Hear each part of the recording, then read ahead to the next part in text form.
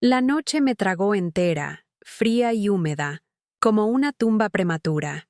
Estaba sentada en la acera frente a un edificio llamado Golden Years, un nombre que sonaba como una cruel broma del destino. La llovizna de El Paso, Texas, se mezclaba con las lágrimas que ya no tenía fuerzas para derramar, empapando mi abrigo fino y gastado. El aire olía a asfalto mojado y a la basura acumulada en un callejón cercano. Un perfume fúnebre para la dignidad que acababa de morir dentro de mí. La única luz provenía de un poste solitario, cuya bombilla amarillenta y parpadeante parecía tan cansada de luchar como yo. El sonido lejano de un tren cortando la oscuridad era el único lamento que acompañaba mi silencio. Me acurruqué, intentando protegerme de un frío que venía más de dentro que de fuera. Mis 75 años pesaban en cada hueso, una carga intensificada por el hambre que rugía vergonzosamente en mi estómago. El edificio frente a mí, con sus ventanas oscuras y su fachada impersonal, prometía cuidado y refugio, pero sus puertas estaban cerradas, indiferentes a mi desamparo. Era una fortaleza de falsa esperanza. Cada gota de lluvia que golpeaba el cemento parecía susurrar la misma palabra: abandonada. La soledad era tan palpable que podía sentirla como un manto helado sobre mis hombros, más pesado que cualquier manta. Mi hijo, Ricardo, a quien llamaba cariñosamente Rick, detuvo su coche viejo y ruidoso justo allí, bajo la luz enfermiza del poste. No apagó el motor, una señal clara de que su prisa por deshacerse de mí era mayor que cualquier vestigio de respeto. Me miró por el espejo retrovisor, y sus ojos, que una vez fueron mi mundo, ahora eran fríos y calculadores, como los de un prestamista cobrando la última cuota de una deuda impagable. Llevaba una chaqueta de cuero sintético que intentaba parecer cara y un llamativo anillo de oro en su dedo, comprado con el dinero que yo le había dado, el dinero que debería haber asegurado mi vejez. Con una brusquedad que me hirió más que cualquier golpe físico, abrió la puerta y me tiró del brazo, arrastrándome fuera del vehículo. Mis frágiles pies apenas encontraron el suelo, y tropecé, casi cayendo en el charco que se formaba en la acera. «¿Dónde estamos, hijo mío? ¿Qué está pasando?», pregunté, y mi voz salió como un hilo, temblorosa y patética, todavía aferrada a una esperanza que él había aplastado hacía mucho tiempo. No respondió. Su silencio era un muro de desprecio contra el que mis preguntas chocaban y morían. La fuerza de su agarre era la de alguien que desecha un objeto inútil, una carga que se había vuelto insoportable. Luego arrojó una pequeña bolsa de papel arrugada en mi regazo. El tacto del papel era áspero contra mis manos arrugadas. Dentro había un único trozo de pan viejo, duro como una piedra. Era el símbolo final de su cruel caridad.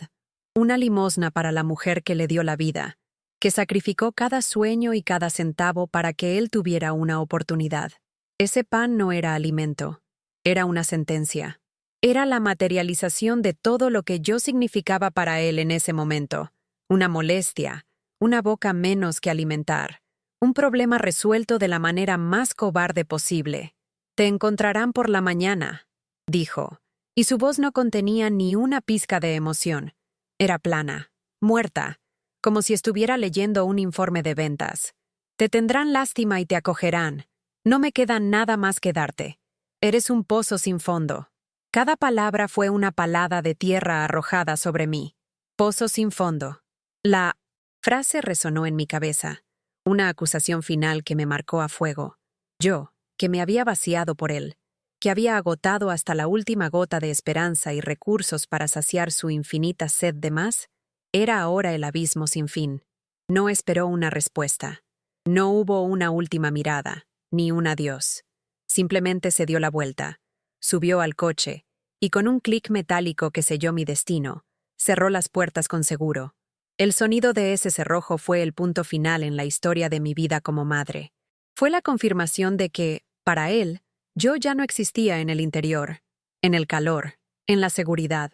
Mi lugar estaba aquí fuera, en la oscuridad, abandonada a la suerte o a la misericordia de extraños, porque la de mi propio hijo se había agotado por completo. si es que alguna vez existió. El coche arrancó con un chirrido de neumáticos sobre el asfalto mojado. Las luces traseras rojas fueron 2 brasas de odio que se alejaron rápidamente, hasta ser tragadas por la noche. Las seguí con la mirada, hasta que no quedó nada, solo la lluvia y la oscuridad. El sonido del motor desvaneciéndose en la distancia fue el sonido de mi soledad volviéndose absoluta e irrevocable. En ese momento, ya no era Sofía Ramírez, la costurera, la viuda, la madre. Era solo una sombra temblorosa en la acera, un sucio secreto que la noche debía ocultar. El frío ahora era insoportable, un escalofrío que comenzaba en el alma y se extendía por el cuerpo, haciendo que mis dientes castañetearan incontrolablemente. Abracé la bolsa de papel contra mi pecho, no por el pan, sino porque era lo último que él había tocado, la última conexión física con el hijo que había amado y perdido para siempre. El olor a moho del pan subía hasta mis fosas nasales, mezclándose con el olor de la lluvia y la desesperación. Era un banquete de miseria, y yo era la única invitada. El hambre en mi estómago era un dolor agudo, una punzada constante que me recordaba mi fragilidad física, pero era un dolor insignificante, un eco, lejano comparado con el agujero que se había abierto en mi pecho. El dolor del alma era un abismo oscuro y helado, una herida que sangraba hacia adentro, ahogando todos mis recuerdos felices. Su traición era un veneno que corría por mis venas, paralizando mi corazón. Preferiría morir de hambre 1000 veces antes que sentir esa agonía. El mundo a mi alrededor desapareció. El sonido del tren, la luz del poste, la lluvia cayendo, todo se convirtió en un borrón indistinto. Mi cuerpo temblaba, pero mi mente estaba congelada en un único momento, en un único sonido. El clic de la puerta del coche al cerrarse. Era una estatua de dolor, esculpida por la crueldad de mi propio hijo y abandonada para erosionarse bajo la lluvia implacable. Me sentía invisible, un trozo de basura desechado en la acera, exactamente como él me veía. La ruptura fue silenciosa, sin gritos ni sollozos. Fue una implosión, una sensación de nada, el fin de todo. Sentí como si mi espíritu simplemente se desprendiera de mi cuerpo y flotara lejos, dejando atrás solo una cáscara vieja y fría. Cerré los ojos, no para dormir, sino para dejar de existir.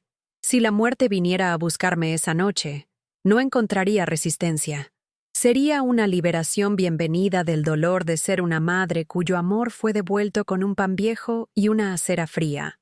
En ese instante, la humillación fue tan completa, tan abrumadora, que lo único que quedaba era el vacío. La bolsa de papel en mis manos era la prueba física de mi fracaso, el trofeo de mi inutilidad. El pan que me dio no era para alimentarme, era para recordarme para siempre el precio de mi devoción. Y mientras la lluvia lavaba la suciedad de las calles de El Paso, sentí que nunca podría lavar la mancha que él había dejado en mi alma. Allí, en ese trozo de cemento frío, la historia de Sofía, la madre, terminó. Y en el silencio que siguió, en el fondo de ese pozo de dolor, algo nuevo y desconocido comenzó a germinar. Una semilla de supervivencia, tan dura y amarga como el pan que sostenía, esperando el primer rayo de sol para empezar a brotar. Pero en esa noche, solo había oscuridad. Si esta historia ya ha tocado tu corazón, suscríbete al canal para no perderte lo que sucede a continuación. Y comenta desde qué ciudad o país nos estás viendo. Queremos saber hasta dónde está llegando el viaje de Sofía.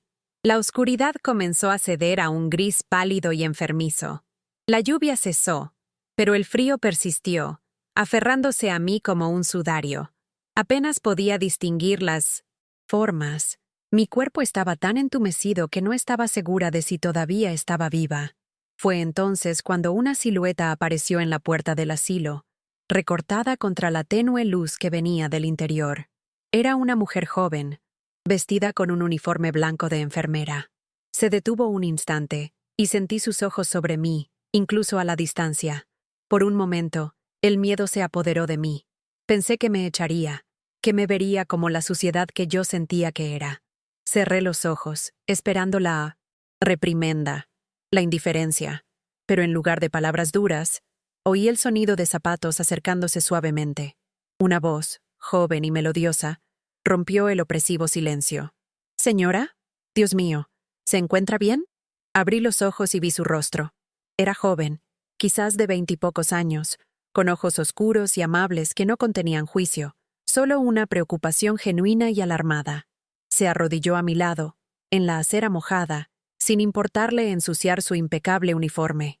Su mano, cálida y suave, tocó mi hombro, y ese simple gesto de calor humano fue tan impactante, tan inesperado, que una lágrima solitaria finalmente se escapó y rodó por mi rostro helado. No hizo más preguntas. Con una fuerza sorprendente para su esbelta complexión, pasó un brazo por mi espalda y me ayudó a levantarme. «Vamos adentro. Se está congelando», dijo, su voz firme pero gentil. Cada paso hacia el interior de ese edificio era una tortura para mis articulaciones entumecidas, pero ella me sostenía, soportando mi peso sin quejarse. Cruzar esa puerta fue como pasar del infierno a un purgatorio de luz fluorescente y olor a desinfectante. El calor artificial del ambiente me golpeó de lleno, haciendo que mi piel doliera, pero era un dolor bienvenido, un dolor que significaba que todavía podía sentir algo más que la desesperación. La joven enfermera, cuya placa de identificación decía Isabela, me llevó a una pequeña sala de enfermería y me sentó en una silla mullida. Con una eficiencia silenciosa, me quitó el abrigo empapado y los zapatos viejos, tratando mi frágil cuerpo con un respeto que había olvidado que existía. Me envolvió en la manta más cálida y suave que había sentido en toda mi vida. El algodón afelpado contra mi piel era como un abrazo, una promesa silenciosa de seguridad. Temblaba incontrolablemente, no solo por el frío, sino por la sobrecarga de una bondad que no sentía merecer. Permanecí en silencio, observándola, incapaz de formular una sola palabra de agradecimiento. Pocos minutos después, Isabela regresó con un tazón de sopa caliente. El vapor subía en espirales fragantes, y el olor a caldo de pollo y verduras despertó el hambre que había estado tratando de ignorar. Mis manos temblaban tanto que apenas podía sostener la cuchara. Al ver mi dificultad, tomó el tazón y, sin decir palabra, se sentó frente a mí y comenzó a darme la sopa, cucharada a cucharada, como si yo fuera una niña. Yo, que había pasado toda mi vida alimentando a mi hijo, ahora estaba siendo alimentada por una completa extraña. La humillación que esperaba sentir fue reemplazada por una abrumadora ola de gratitud. Cada cucharada de sopa caliente que bajaba por mi garganta no era solo alimento para mi cuerpo, sino un bálsamo para mi alma herida. Era calor, era cuidado, era humanidad. En ese momento, en esa pequeña habitación estéril, bajo la mirada compasiva de Isabela, sentí una diminuta chispa de vida reavivarse dentro de mí. No me preguntó cómo llegué allí, no me presionó para obtener respuestas. Simplemente me vio como un ser humano necesitado y actuó. Su compasión fue un regalo puro, sin ataduras, y lo recibí como un náufrago que recibe su primer sorbo de agua dulce. En los días siguientes, mientras mis fuerzas regresaban lentamente, los recuerdos del pasado me asaltaban en oleadas. Me veía de nuevo como una joven costurera, trabajando hasta altas horas de la noche, con los dedos doloridos y pinchados por las agujas, todo para asegurar que Ricardo tuviera los mejores zapatos, los mejores libros, la mejor educación que mi escaso dinero pudiera comprar. Recordé el orgullo que sentí en su graduación de secundaria, la certeza absoluta de que cada sacrificio había valido la pena. ¿Cómo pude haber sido tan ciega? ¿Cómo pude regar una planta con tanto amor y verla crecer tan retorcida y venenosa? Un recuerdo en particular me atormentaba, el del día en que vendí el anillo de bodas que mi difunto esposo, Antonio, me había dado. Ricardo tenía 25 años y una idea, infalible, para un negocio de importación. Necesitaba $5,000. Vendí la última pieza de mi pasado, el símbolo del amor más puro que conocí, y le entregué el dinero con una sonrisa, creyendo en sus promesas. Lo perdió todo en menos de 6 meses en malas inversiones y, como descubrí más tarde, en mesas de póker. Ese día, no solo perdí un anillo, perdí la primera pieza de mi fe en él. La culpa me carcomía por dentro, una enfermedad más devastadora que la edad. ¿En qué me equivoqué? ¿Fui demasiado amorosa? ¿Fui demasiado débil? ¿Acaso mi amor incondicional, en lugar de ser un cimiento, fue un cojín que le impidió sentir el impacto de sus propios fracasos? Estas preguntas giraban en mi mente, un carrusel de autoacusación que nunca se detenía. Yo había creado al monstruo que me devoró, y ahora tenía que vivir con esa amarga verdad. Su abandono no fue solo un acto de crueldad, fue el reflejo de mi fracaso como madre. Mientras me ahogaba en mis culpas, Isabela era una presencia constante y suave. Venía a revisar mi presión arterial, a traer mis medicamentos, pero siempre se quedaba un poco más para conversar. Hablaba de su día, de los otros residentes, de sus sueños. Descubrí que había venido de México cuando era niña, que su familia trabajaba duro en los campos y que ella era la primera en buscar la educación superior. Trabajaba en el asilo por la noche y estudiaba durante el día, durmiendo solo 4 o 5 horas, luchando incansablemente por un futuro mejor. Su historia de lucha y resiliencia me conmovió profundamente. Había en ella una fuerza y una pureza que me recordaban cómo solía ser yo, antes de que la vida y las decepciones me doblegaran. En sus pequeñas bondades, una galleta extra en la bandeja, una flor que recogió del jardín y puso en un vaso junto a mi cama, encontré un consuelo que el dinero de mi hijo nunca compró. Un vínculo silencioso comenzó a formarse entre nosotras, el de 2 almas que entendían lo que era luchar, lo que era sacrificar, lo que era soñar. Una tarde, pasé por la sala de descanso y la oí hablar en voz baja por teléfono. Su voz estaba tensa, llena de una preocupación que intentaba ocultar a todos. Hablaba con su madre en español, explicando que la matrícula de la escuela de enfermería había subido y que no sabía cómo podría pagar la siguiente cuota. «No, mamá, no te preocupes.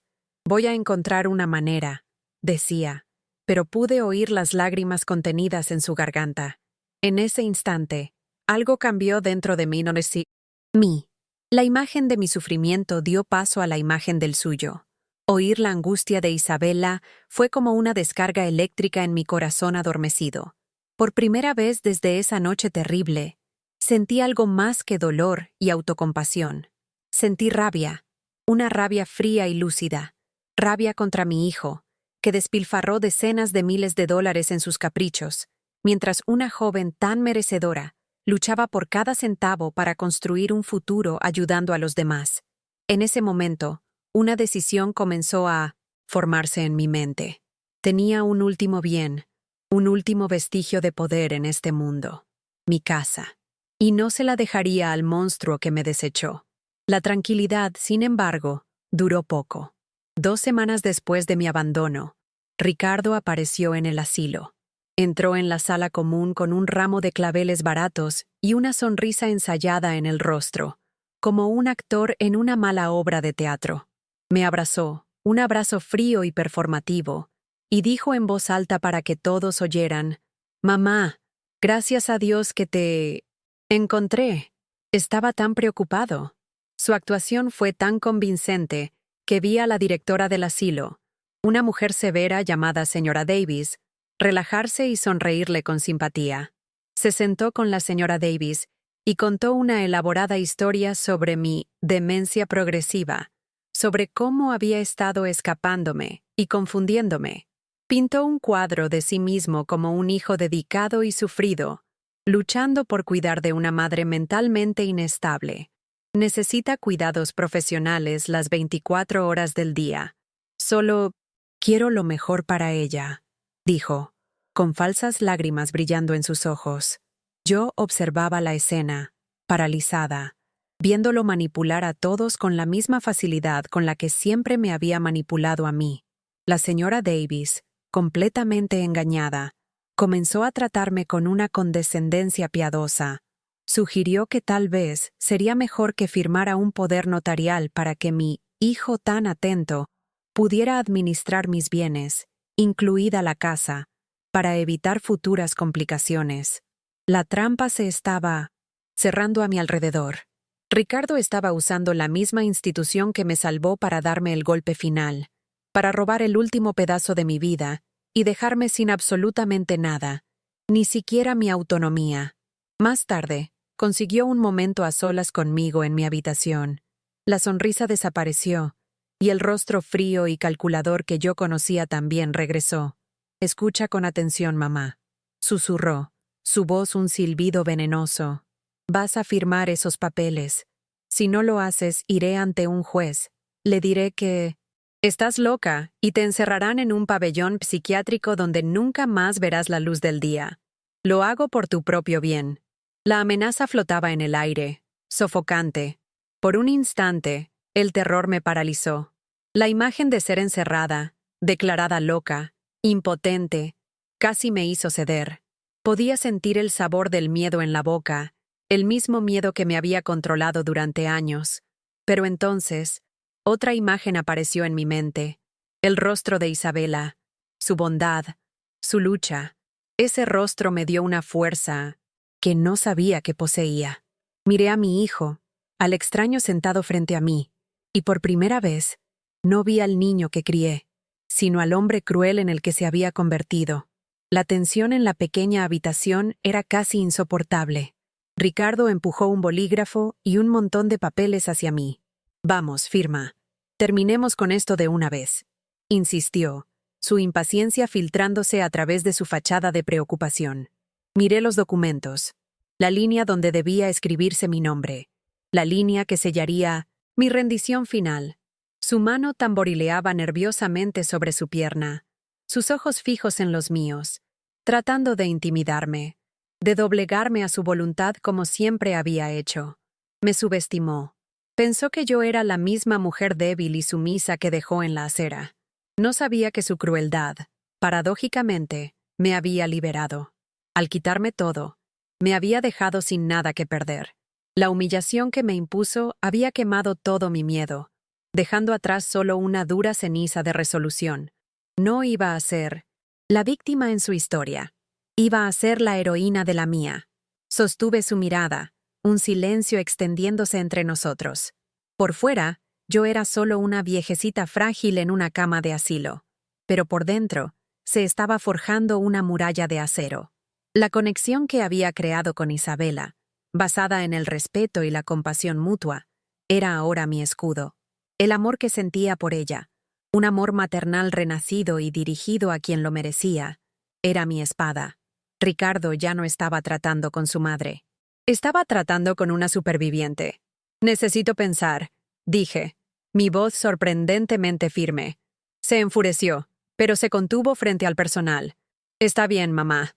Piénsalo bien», dijo con un tono que era una clara amenaza. «Volveré pronto». Cuando se fue, no sentí miedo. Sentí el peso de la batalla que se avecinaba, pero también sentí la certeza de que, por primera vez en mi vida, no estaba luchando solo por mí. Estaba luchando por el futuro de Isabela y por mi propia alma. Después de la partida de Ricardo, un pesado silencio quedó en la habitación, pero el miedo que dejó atrás se transformó rápidamente en una fría determinación. Sabía que no podía librar esta batalla sola. Esa misma noche, llamé a Isabela y con la voz todavía temblorosa, le conté no los detalles de mi vida, sino la verdad esencial. Mi hijo estaba tratando de tomar mi casa, y yo necesitaba ayuda. Vi en sus ojos la chispa de la comprensión y la lealtad. Tomó mi mano y dijo las palabras que se convirtieron en mí. «Ancla, encontraremos una solución, Sofía. No estás sola». Fiel a su palabra, Isabela actuó.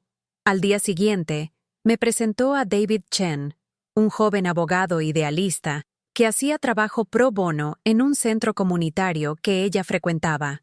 David me escuchó con una paciencia y un respeto que me conmovieron. No me veía como una anciana confundida, sino como una mujer lúcida e injustamente tratada. Le expliqué mi plan: vender la casa lo más rápido posible, y usar el dinero para crear un fondo, empezando por Isabela. Sus ojos brillaron con la audacia de mi idea, una justicia poética que se comprometió a ayudarme a alcanzar. El plan se puso en marcha con una velocidad impresionante. David confirmó que la casa, mi único bien restante, estaba legal y únicamente a mi nombre. Encontró a una joven pareja, los Miller, que buscaban su primer hogar y estaban dispuestos a pagar en efectivo por un trato rápido, un precio justo de $120,000. Mientras los papeles se preparaban en secreto, cada firma que daba era un paso hacia mi liberación. El miedo todavía estaba allí, un nudo frío en el estómago, pero por primera vez era más pequeño que mi esperanza. Finalmente, llegó el día de la confrontación. Era un martes soleado, un marcado contraste con la tormenta que estaba a punto de estallar. Esperé a Ricardo en la sala de visitas del asilo, una habitación impersonal con muebles de plástico y olor a soledad. David estaba a mi lado. Su presencia tranquila era mi escudo. Isabela me prestó uno de sus chales más hermosos, de color azul celeste. Al ponérmelo, sentí como si estuviera envuelta en su coraje, lista para la batalla final por mi dignidad. Ricardo entró en la sala con la arrogancia de un conquistador. Llevaba los papeles de la transferencia como si fueran un tratado de rendición y sostenía un bolígrafo barato como si fuera una espada. Sonrió con su sonrisa grasienta y se sentó frente a mí, empujando los documentos sobre la mesa. Lista, mamá. Me alegra que hayas recuperado el juicio. Firma aquí y podremos olvidar todo esto. Me aseguraré de que estés muy bien cuidada, dijo, su voz goteando una falsa generosidad que me revolvió el estómago. Miré su rostro, el rostro que besé y acaricié durante tantos años, y no sentí nada más que una fría distancia. Ahora era un extraño para mí. Ignoré el bolígrafo que me ofrecía. Mi mano, que antes temblaba de miedo y debilidad, estaba firme. Con un movimiento lento y deliberado, empujé la pila de papeles de vuelta hacia él hasta que tocó sus dedos. El leve sonido del papel deslizándose sobre la mesa fue el primer disparo de mi revolución silenciosa. No voy a firmar nada, Ricardo. Mi voz no fue alta, pero resonó en la sala con el peso de una sentencia. La sonrisa en su rostro vaciló y luego se deshizo por completo. Sus ojos se entrecerraron, la confusión dando paso rápidamente a la furia contenida. ¿Qué has dicho? Deja esta tontería, madre. Firma de una vez, ordenó, su voz perdiendo el tono.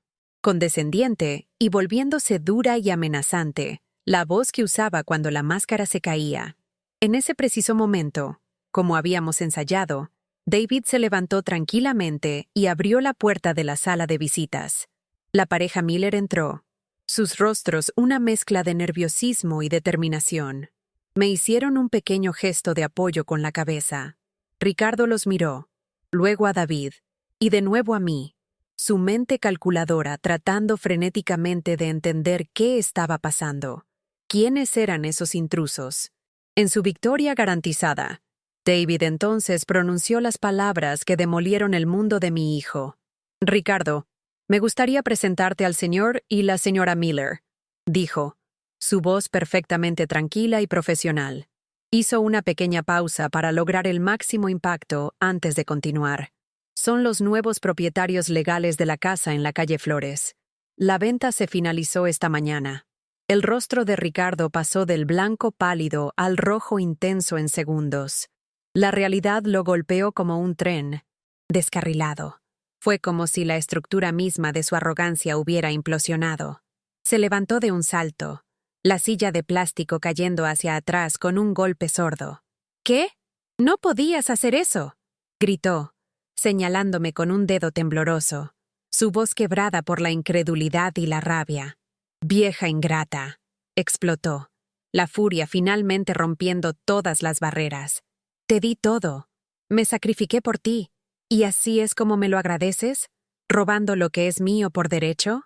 Su veneno llenó la habitación, pero las palabras no me alcanzaron. Eran solo el ruido de un hombre patético que había perdido su cajero automático para siempre. Yo también me levanté, y por primera vez no me sentí pequeña ni encorvada. Me sentí tan alta como una montaña. Lo miré directamente a los ojos, y mi voz, cuando hablé, fue inquebrantable, forjada en el fuego del dolor y la resiliencia. Tú no me diste nada, Ricardo. Tú quitaste. Me dejaste en la calle con hambre y frío. Me diste un pan viejo y me quitaste la dignidad. Vi a Isabela parada en la puerta, sus ojos llenos de lágrimas, pero también de orgullo. Mi mirada se encontró con la suya por un segundo, y allí encontré toda la fuerza que necesitaba para dar el golpe final. La señalé, un gesto que selló mi pasado e inauguró mi futuro. Hoy, recuperé mi dignidad, y con ella, compré un futuro para alguien que lo merece. Mis últimas palabras para él fueron dichas con una calma devastadora. El dinero de la casa, Ricardo, los $120,000, se ha destinado por completo a un fondo de becas. Pagará la escuela de enfermería de Isabela y de otros jóvenes como ella que trabajan aquí. En cuanto a ti, hice una pausa, dejando que el peso del momento se asentara. Puedes quedarte con el pan. Por un largo momento, Ricardo se quedó allí, boquiabierto, su rostro una máscara de furia impotente. El sonido de su propia respiración agitada fue la única respuesta a mi veredicto. Me miró a mí, a Isabela, al abogado, como si buscara un truco, una brecha en su derrota. Al no encontrar ninguna, soltó un sonido gutural, un gruñido de animal herido, y se dio la vuelta, saliendo de la habitación con tal violencia que tropezó con la señora Miller. El sonido de sus pasos pesados y furiosos resonando por el pasillo fue la música de mi victoria. Cuando la puerta se cerró, el silencio que quedó en la sala no estaba vacío, sino lleno de una paz profunda. La tensión se disipó como el humo, y respiré hondo por primera vez en años. Un aire limpio, libre del veneno de mi hijo. Isabela corrió a mi lado y me abrazó, sus sollozos de gratitud mojando el chal azul en mi hombro. Gracias, Sofía. Ha cambiado mi vida, susurró. La abracé de vuelta, sintiendo en su calor la confirmación de que había tomado la decisión correcta. No había perdido un hijo, había ganado una hija. En los días siguientes, con la ayuda de David, formalicé mi decisión. El dinero de la venta se depositó en un fondo fiduciario, la beca de estudios Ramírez, con reglas claras. Ayudar a financiar la educación de jóvenes empleados de bajos ingresos de ese asilo y de otros en la región. Con la pequeña pensión que me quedaba, hice un acuerdo para permanecer en Golden Years, no como una indigente acogida, sino como una residente que paga. Ese lugar, que un día fue el escenario de mi abandono, se convirtió, por mi propia elección, en mi hogar. Mi vida se transformó. Dejé de ser la sombra silenciosa que se escondía en los rincones. Me convertí en el corazón de nuestra pequeña comunidad. Empecé un club de costura, arreglando la ropa de los otros residentes y enseñando a las enfermeras más jóvenes a coser un botón. Leía los periódicos en voz alta para aquellos cuya vista ya no se lo permitía, y contaba historias de mi juventud, recuperando los buenos recuerdos que el dolor había sepultado. Encontré un propósito renovado, no en cuidar de uno, sino en velar por muchos. El asilo también cambió. Mi historia se extendió como una leyenda local, un cuento de resiliencia que inspiró a todos. Los residentes se volvieron más participativos, más conectados. Mi presencia les recordaba que la vejez no era el final, sino que podía ser un nuevo comienzo. El lugar que antes olía a desinfectante y resignación, ahora tenía el aroma de café recién hecho, de hilo y de esperanza. Dejó de ser una sala de espera para la muerte y se convirtió en un hogar vibrante, lleno de vida. El efecto más hermoso de ver fue el florecimiento de Isabela. Liberada de la presión de tener que trabajar en 2 empleos, se sumergió en sus estudios. Sus notas, que ya eran buenas, se volvieron excelentes. Venía a mostrarme sus exámenes con un orgullo contagioso, y celebrábamos cada pequeña victoria con un té y galletas en mi balcón. Ver florecer su inteligencia y compasión era la mayor recompensa que podía imaginar, la mejor inversión que había hecho en mi vida. Un año después, la beca de estudios Ramírez concedió su segunda beca. El beneficiario fue un joven cuidador llamado Leo, un muchacho tranquilo y dedicado que soñaba con ser fisioterapeuta. El día que le entregué el cheque, vi en sus ojos la misma mezcla de incredulidad y gratitud que vi en los de Isabela. En ese momento, entendí que mi acción no fue un acto de venganza contra Ricardo, sino un acto de creación. Estaba plantando semillas de esperanza, y estaban germinando. Redefiní, para mí misma, el significado de la palabra madre. Me di cuenta de que la maternidad no está en la sangre que se comparte, sino en el amor que se cultiva. Es la capacidad de ver el potencial en alguien y ofrecer el suelo fértil de la oportunidad para que pueda crecer. Mis hijos ahora eran Isabela, Leo y todos los otros jóvenes cuyas vidas podía tocar. Era una familia que no engendré, pero que elegí, y que más importante aún, me eligió a mí. El contraste entre mi antigua vida y la nueva era inmenso. Antes, vivía en una casa grande, pero me sentía terriblemente sola, atada a una obligación tóxica. Ahora, vivía en una habitación pequeña, pero mi corazón estaba lleno. Estaba rodeada de risas, de historias compartidas, de un cariño genuino. Cambié la riqueza material que mi hijo codiciaba por la riqueza de espíritu, y descubrí que esta última era la única que verdaderamente importaba. Mi filosofía de vida se volvió simple. El mayor dolor puede ser la materia prima para la mayor bondad. La crueldad de Ricardo no me destruyó. Me rompió, sí, pero me rompió como se rompe una vasija para que la luz pueda entrar. Y la luz que entró fue la compasión, la empatía y un sentido de propósito que me dio la vejez más feliz y significativa que podría haber pedido. El abandono que debería haber sido mi fin se convirtió en mi verdadero comienzo. Los días ahora pasaban con una tranquilidad serena. Mis mañanas eran en el jardín del asilo, que ayudé a revitalizar cuidando las rosas. Las tardes eran de conversaciones y costura, y las noches eran de paz, un sueño sin pesadillas, sin la angustia de esperar una llamada que nunca llegaría, de un hijo al que no le importaba. La soledad, mi vieja compañera, finalmente me había dejado. En mi antiguo hogar, yo era la madre de Ricardo, un papel definido por él, que me agotó y me desechó. Aquí, en mi nuevo hogar, yo era simplemente Sofía, la amiga, la consejera, la contadora de historias, la matriarca de una familia improbable. Mi valor ya no estaba definido por quien me desechó, sino por aquellos que me acogieron y por cómo elegí levantarme y florecer de las cenizas. La historia de mi resiliencia se convirtió en un testamento, una prueba de que nunca es demasiado tarde para reescribir el final de tu propia historia. Una lección de que la verdadera riqueza no está en una casa o en una cuenta bancaria, sino en la capacidad de transformar el sufrimiento en una fuente de esperanza para los otros, de encontrar amor en los lugares más inesperados y de construir un legado de bondad.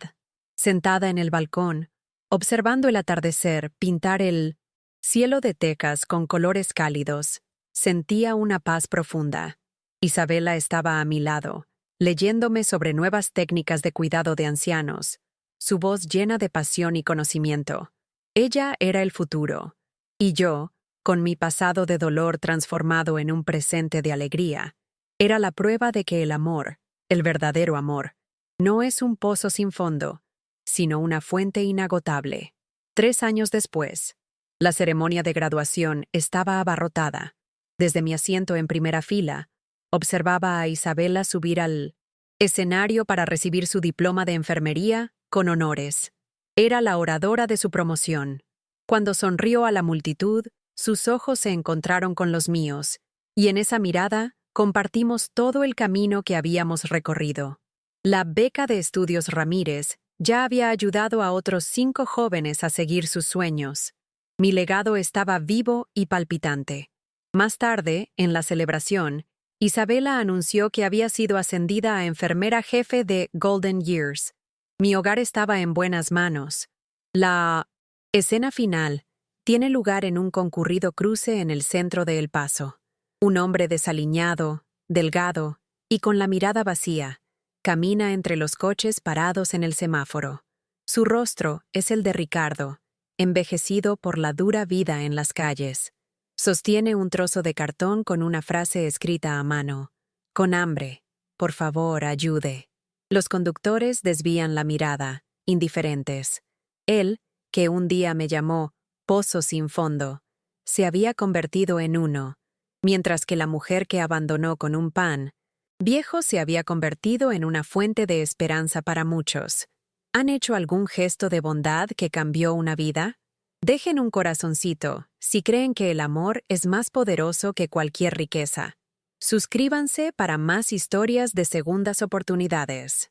Comenten, el amor no tiene precio, si ustedes también creen en la bondad humana.